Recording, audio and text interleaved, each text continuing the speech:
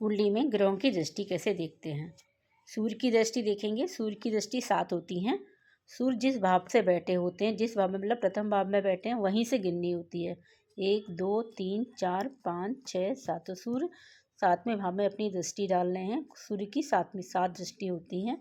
दूसरे उदाहरण में समझेंगे, सूर्य पंचम भाव में बैठे हैं, तो सूर्य जहाँ जिस भाव से बैठे हैं वहीं से गिनना है। 1 2 3 4 5 6 7। तो सूर्य एकादश भाव में अपनी दृष्टि डाल रहे हैं। ग्रहों की दृष्टि, मंगल की दृष्टि देखेंगे। मंगल की दृष्टि मालूम होना चाहिए 4 7 8 होती है। कितनी दृष्टि होती है? 4 7 8। तो मंगल ना लगन में बैठे हैं, तो मंगल किस भाव में अपनी दृष्टि डाल रहे हैं? चतुर्थ भाव में अपनी दृष्टि डाल रहे हैं। सप्तम भाव में अपनी दृष्टि डाल रहे हैं और अष्टम भाव में। फिर द्वारा मंगल को फिर एक और उदाहरण में समझेंगे। जैसे मंगल पंचम भाव में बैठे हैं, तो इनकी दृष्टि कितनी होती है? 4 7 8। तो मंगल एक यहीं जहाँ से मंगल बैठे होंगे वहीं से गिनेंगे। 1 2 3 4। तो मंगल कौन से भाव में दृष्टि डाल रहे हैं? अष्टम भाव में डाल रहे हैं। चौथी दृष्टि 5 6 7 और 7वीं दृष्टि एकादश भाव में डाल रहे हैं और 8वीं दृष्टि द्वादश भाव में डाल रहे हैं। तो मंगल की दृष्टि कितनी होती है? 4 7 8। ऐसे ही बुध की दृष्टि होती है। बुध की दृष्टि कितनी होती है? 7 होती है। बुध जहाँ बैठे हैं, बुध कौन से भाव में बैठे हैं? चतुर्थ भाव में बैठे हैं। तो जो बुध जो ग्रह जहाँ से बैठा होगा वहीं से गिनेंगे। बुध यहाँ बैठे हैं ना, तो इनकी दृष्टि कितनी होती है? 7 होती हैं। 1 2 3 4 5 6 7। तो बुध की कितनी दृष्टि होती हैं? 7 होती हैं।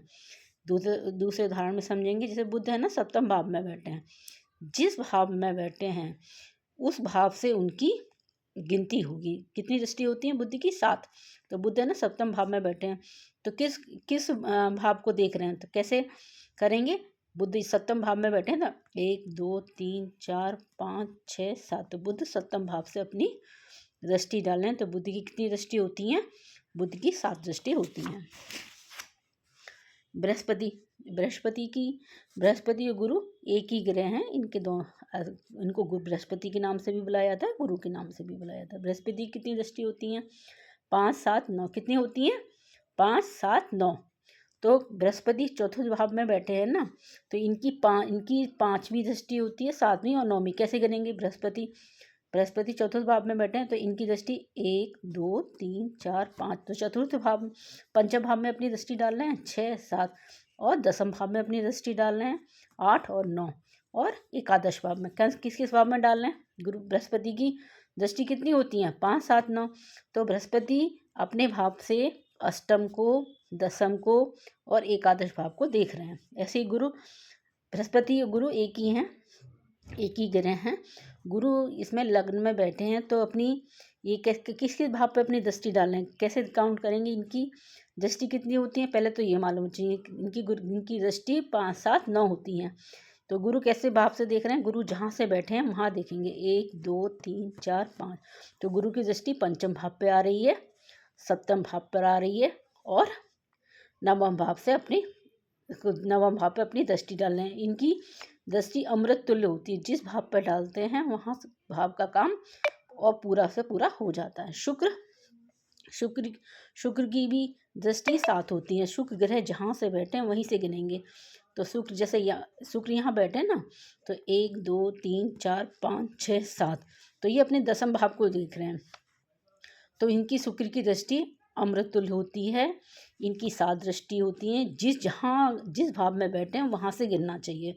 तो इनकी दृष्टि को ऐसे पता लगाते हैं। शनि की दृष्टि कितनी होती है? पहले शनि की दृष्टि 3 7 10 होती हैं। कितनी दृष्टि होती है शनि की? 3 7 10। तो 3 7 10 ये मालूम मुझे। और शनि जहाँ बैठे हैं, शनि तो लगन में बैठे हैं ना, यहाँ से गिनेंगे। 1 2 3 4 5 6 7 8 9 10। तो शनि की कितनी दृष्टि होती हैं? 3 7 10। किस भाव को देख रहे हैं? तृतीय भाव को देख रहे हैं, सप्तम भाव को देख रहे हैं और दसम भाव को देख रहे हैं। एक और उदाहरण समझेंगे। शनि यहाँ पर चतुर्थ भाव में बैठे हैं। कैसे गिनेंगे हम? शनि की पहले कितनी दृष्टि होती है? 3 7 10। तो शनि है ना, 1 2